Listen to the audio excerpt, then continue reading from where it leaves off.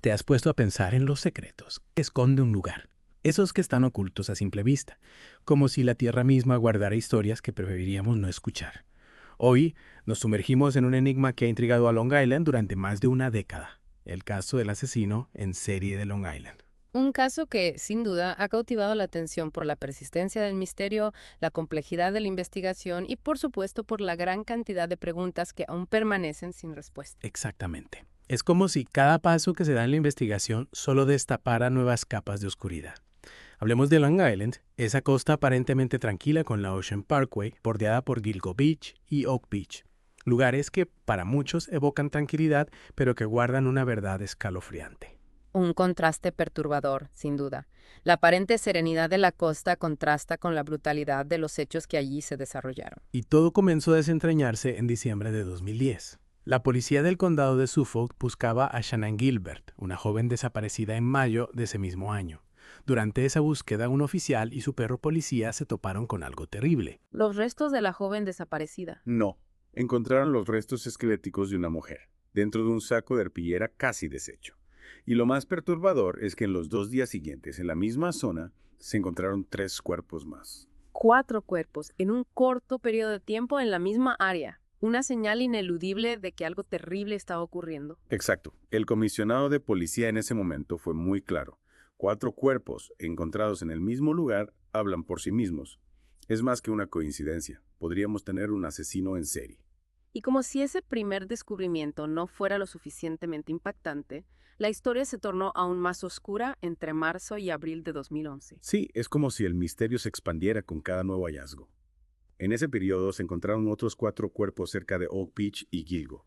La policía amplió la búsqueda hasta el condado de Nassau e incluso la policía de Nassau se involucró, investigando cualquier posible conexión con los hallazgos en Suffolk. Lo que nos lleva a un total de 10 posibles víctimas en tan solo unos meses. ¿Imaginas la magnitud del horror que se estaba destapando? Es difícil de comprender. Entre las primeras 4 víctimas que se identificaron, las que se encontraron en diciembre de 2010, estaban Maureen Brenner Barnes, Melissa Barthelemy, Megan Waterman y Amber Lynn Costello. Todas ellas tenían algo en común. Ofrecían sus servicios como trabajadoras sexuales a través de Craigslist. Un detalle que sin duda añade otra capa de complejidad al caso. El uso de plataformas online para la captación de víctimas plantea interrogantes sobre el modus operandi del perpetrador. Totalmente. Y si nos adentramos en los detalles de cada caso, la oscuridad se vuelve aún más palpable. Por ejemplo, Melissa Barthelemy. Ella desapareció tras acordar un encuentro con un cliente. Lo último que sabemos es que intentó llamar a su exnovio, pero no logró contactarlo.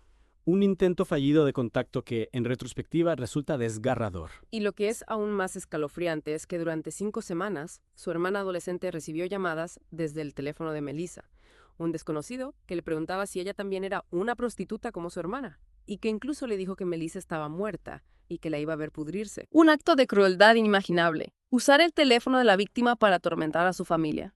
Es un nivel de perversidad que a menudo se ve en individuos que buscan ejercer un control absoluto, incluso después de haber cometido el crimen. Algunas de esas llamadas, imagínate, se rastrearon hasta teléfonos públicos en lugares tan concurridos como Madison Square Garden. ¿Qué nos dice eso sobre el perfil del asesino? Alguien que se movía con total impunidad, incluso en medio de la multitud. Es una posibilidad escalofriante. Un individuo que quizás disfrutaba de ese juego macabro, sintiendo una especie de poder al actuar en espacios públicos, desafiando a la autoridad. Y si seguimos con las historias de las otras víctimas, encontramos patrones similares que nos dejan con más preguntas que respuestas. Maureen Brainard Barnes, por ejemplo, planeaba pasar un día en Nueva York cuando desapareció. Su amiga recibió una llamada de un hombre que decía haberla visto en un prostíbulo en Queens, pero se negó a dar su nombre y nunca más se supo de él. Otro detalle que nos hace preguntarnos si hubo cómplices o si el asesino se valía de una red para encubrir sus acciones. Megan Waterman desapareció de un motel en Hauposh, a unos 24 kilómetros de Gilgo Beach. Y Amber Lynn Costello fue vista por última vez cuando iba a encontrarse con alguien que le ofreció una suma considerable de dinero por sus servicios. Mujeres jóvenes, vulnerables, que confiaron en la promesa de un encuentro y que terminaron atrapadas en una red de horror. Y la lista de horrores no termina ahí.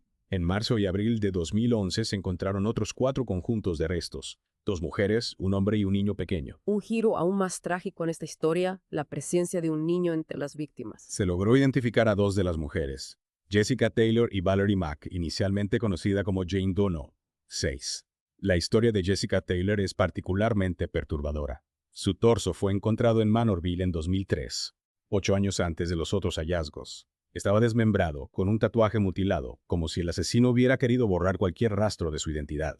Y años después, ese torso se vinculó a los restos óseos encontrados en Gilgo Beach. Lo que nos plantea la posibilidad de que la actividad criminal del asesino se haya extendido durante un periodo mucho más largo de lo que se pensó inicialmente. Valerie Mack, cuya identidad se confirmó mucho después, fue vista por última vez en Nueva Jersey en el año 2000.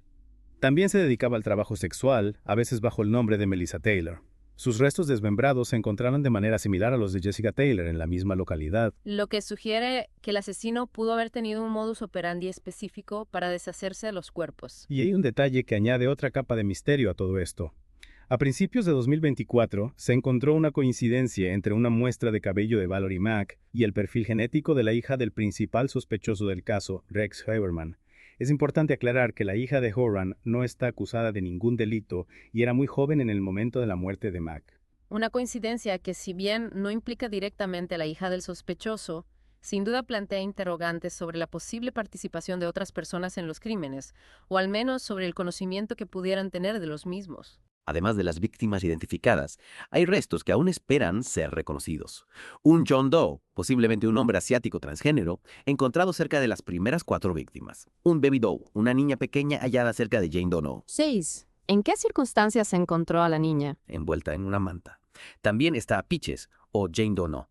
3, cuyo torso, con un característico tatuaje de un durazno, se descubrió en 1997. Las pruebas de ADN revelaron que Peaches era la madre de Baby Doe. Una tragedia dentro de otra tragedia. Una madre y su hija víctimas de un mismo horror. Y por último, Jane Doe. 7. Un cráneo que se vinculó con las piernas encontradas años antes.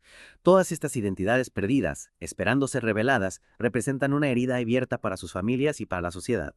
Es una realidad desgarradora. La incertidumbre de no saber qué pasó con sus seres queridos, la falta de un cierre, es una carga que esas familias llevan sobre sus hombros. A lo largo de los años, varias figuras emergieron como posibles sospechosos. James Burke, el ex jefe de policía del condado de Suffolk. ¿Qué lo vinculaba al caso? Supuestamente, Burke tenía conexiones con una prostituta y se le acusó de obstruir la investigación del FBI. John Bitroff, un carpintero condenado por asesinatos en la década de 1990, también fue considerado sospechoso en al menos uno de los casos de Long Island. ¿Y qué hay de Joseph Brewer? Él fue la última persona en ver con vida a Shanann Gilbert, la joven cuya desaparición desencadenó todo este macabro hallazgo. Correcto. Su relato sobre el comportamiento errático de Gilbert siempre ha generado dudas. Peter Hackett, un médico, también entró en escena, contactando a la madre de Gilbert con versiones contradictorias de lo sucedido.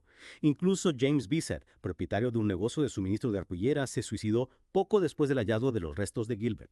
Una serie de personajes que, de una u otra forma, se entrelazan con el misterio, creando una red de sospechas y posibles conexiones que los investigadores debieron analizar minuciosamente. Y finalmente, en julio de 2023, un rayo de esperanza en medio de tanta oscuridad. Rex Heuermann fue arrestado e inicialmente acusado por los asesinatos de Megan Waterman, Melissa Barthelemy y Amberlynn Costello. En 2024 se añadieron cargos por las muertes de Maureen Brainerd Barnes, Jessica Taylor, Sandra Costilla y Valerie Mack. Un nombre, un rostro vinculado a esta pesadilla que ha durado más de una década. Un avance significativo, sin duda.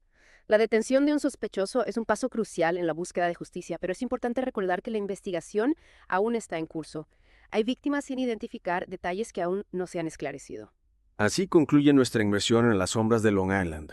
Un caso que nos recuerda la fragilidad de la vida, los misterios que pueden acechar en cualquier lugar, incluso en aquellos que consideramos seguros. Hemos recorrido un largo camino desde aquel primer descubrimiento hasta la detención de un sospechoso, pasando por la identificación de las víctimas, el análisis de las pruebas y la construcción de un complejo rompecabezas. Un rompecabezas que, a pesar de los avances, aún tiene piezas faltantes. Exactamente. Todavía hay preguntas sin respuesta. ¿Cuántas víctimas más podrían estar ahí fuera esperando ser encontradas? ¿Qué motivó a este asesino a cometer actos tan atroces? ¿Y qué otros secretos se esconden tras la fachada de tranquilidad de Long Island? Son preguntas que nos invitan a reflexionar sobre la complejidad del caso y la importancia de seguir buscando la verdad, por más difícil que sea el camino. Te dejamos con esta inquietante historia, con la esperanza de que nuestra inmersión en las sombras de Long Island te haya dado una nueva perspectiva sobre este caso y te ha inspirado a seguir cuestionando, a seguir buscando respuestas, porque a veces la verdad se esconde en los lugares más inesperados. Y que este caso sirva como un recordatorio de que la lucha por la justicia nunca termina, especialmente para aquellos cuyas voces fueron silenciadas. Y que la memoria de las víctimas nos impulse a construir un mundo donde la oscuridad no tenga cabida. No olvides darle un like, suscribirte y activar la campanita de notificaciones.